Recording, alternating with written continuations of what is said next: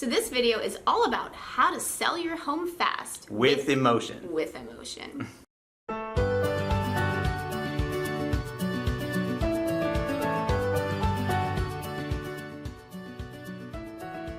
Hi, I'm Sean Dezahd. And I'm Courtney Dezahd. And we're with Keller Williams Realty, the California Homes Group, right here in Orange County, California. And if this is your first time on the channel and you want to know everything about working, eating, sleeping, living, and playing in Orange County, don't forget to hit it on the subscribe button, and don't forget to hit on the little bell so you're notified every time a new video comes out. Now, we love getting calls from people looking to either buy or sell a home in Orange County. So if you're thinking about relocating to, moving within, or moving from Orange County, give us a call, shoot us a text, or send us an email. And you can also use WhatsApp. However you want to get a hold of us, we've got your back. Okay, so the reason that we are doing this video is because Sean is very analytical. I mean, he's been in the real estate business since he was 18, so he definitely... Well, and I've been just growing up in the real estate business. Yeah, his dad was in real estate, so yeah.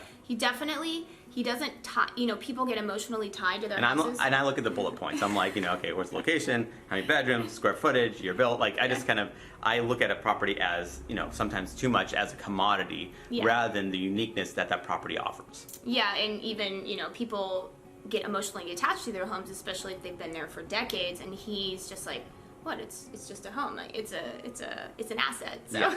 No, exactly, and obviously when you're selling a property, I've been fortunate enough, where I've sold lots of properties, and totally understanding though that while I may look at a property in a much more analytical space, people that are looking to buy a property, this is a very emotional transaction for them. Yeah, so we're going to talk about what are some things that you can do when you're selling your home to bring positive emotion to potential buyers. And more importantly, avoid the negative emotions, because that's almost as important as creating the positive vibes. Yeah, so we're going to start out with, let's talk about curb appeal. How do you create, positive emotions so that when they see the house, they immediately just don't go running to the hills? So. Yeah, so people want warmth, right? So, they want to feel something inviting. And so, you want to make sure that you don't have, pieces of wall, like, stucco, like, broken off, or, like, the plants all, like, overgrown. Like, the little things, like, there's a lot of things you can do to just tidy up the place to make it more inviting. So I would say that that's one main thing that you just get a great first impression, because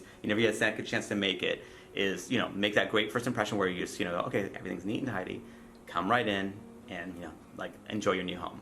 Yeah, and then what about cleanliness? How do you create, so how could somebody have a negative emotion related to walking into a home they potentially want to buy? Yeah, and I find this a lot, like, where, and it kind of depends. Like, I don't want to put everyone on the bus this way, but, like, let's say I'm dealing with a property that's occupied. Tenant occupied. If it's tenant occupied, they just have less, there's less incentive for a lot of times for tenants to sell a property, because it's not their gain that they're going to get out of it. So you do find properties that could be a bit, that could use a bit more tidying up.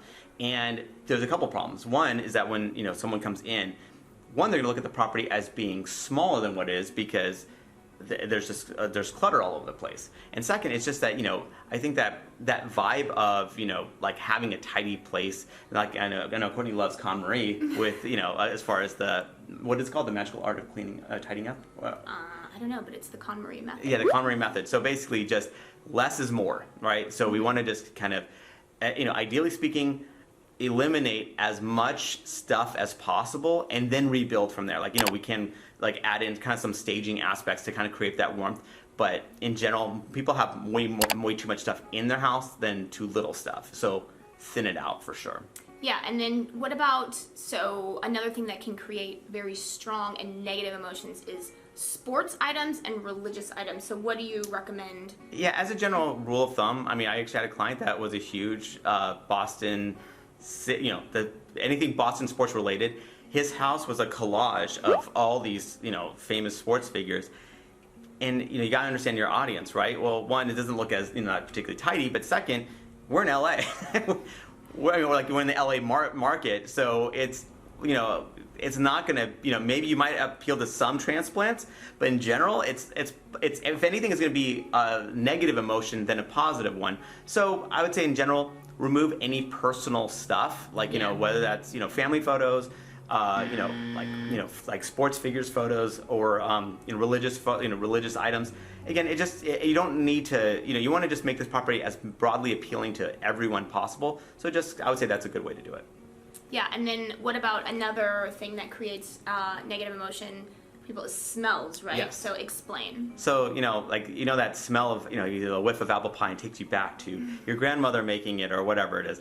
Like, same thing, you get that whiff of cat urine. And it doesn't take you to a good place. So Yeah. I would just say in general, as much as you can do it, eliminate odors any way that you can. I mean, I've sold properties where the property was just, the owners had a cat. This cat just loved peeing everywhere, and you could smell it. It was there, and it was not, again, you could definitely see the property sitting in the market longer than... This was my mom's house. Yeah.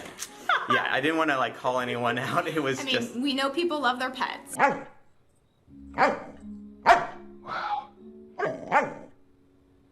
You know how to cut to the core of me, Baxter. But that was just, and another thing is smoking. And especially if you're in California, we are so anti-smoking in California that literally on our disclosures it does say one of the things is, does anyone smoke in the property? That's actually one of the disclosure items. So if you can eliminate smoke odor, that is going to be huge too, because people look at that as a health thing as well as, again, just an undesirable thing for a property. Yeah, and then what about, so if you're going to do any work to the property to fix it up, what would you recommend in terms of the kitchen, right? Because the kitchen is very emotional for a lot of people. It's the center of the home for a lot of people. So what would you recommend if you have only a certain amount of budget? Would you recommend you spend most of it on the kitchen, or how does it work? I would say in general, I guess obviously everything's a little bit different, but in general, if the floors are destroyed and the walls are just horrible color and it's all faded and patched, I would put your money first into just basic flooring and basic painting just to create a fresh look. Beyond that, though, if you're going to do any more work to a property, the kitchen and the bathrooms are hugely important. This is the center of the house. This is what draws people in, and you definitely want to create an inviting kitchen where you have, again, the nice appliances, the nice countertops, and the nice cabinetry. You just want to have that where someone could actually kind of envision themselves being the chef of their own home and just kind of preparing food there. Yeah, and then you mentioned painting, so obviously strange paint colors. People have a hard time getting past it, so what would you recommend for that? It's kind of amazing, right? So if you look at paint colors, you wouldn't think that that's a big deal. However, I can't tell you, Courtney and I would watch House Hunters International. This is before we had kids. Before we had kids, we actually had time to watch TV. Basically, you'd see people go, oh, I like the house, but I can't get past the yellow, painted walls. And you're going, and I'm just thinking to myself, that's the easiest thing. He's very analytical, right? Yeah, so I'm going, that is the easiest thing to remedy is slapping a coat of paint on it. Even if you're doing it yourself, you could get rid of that yellow paint issue, but that would turn off people. And I've actually seen that. It's the emotion that, people get from it, and then they go to another house that creates a better emotion for them. Well, plus because people are obviously in their mind envisioning, this is where my furniture goes. And if their furniture clashes with what, let's say, the paint color is, it's almost like putting that property behind the 8 ball. So we want to make it so that they can just, someone could go, oh, this is where my couch would be. This is where my, my dining table goes. You want to create that them to start to link, connect your property to them buying that property. Yeah, for sure. So now these are the quick bullet points of some of the emotional connections that either can help your home or make a negative emotion out of your home. So basically that's some of the quick bullet points. But if you have any stories where you saw something that really connected you or repelled you, or if you have any other suggestions, feel free to comment below. So that's it. That's our video. So you got to make sure to either give us a call, shoot us a text, or send us an email. Or you can talk to us via WhatsApp.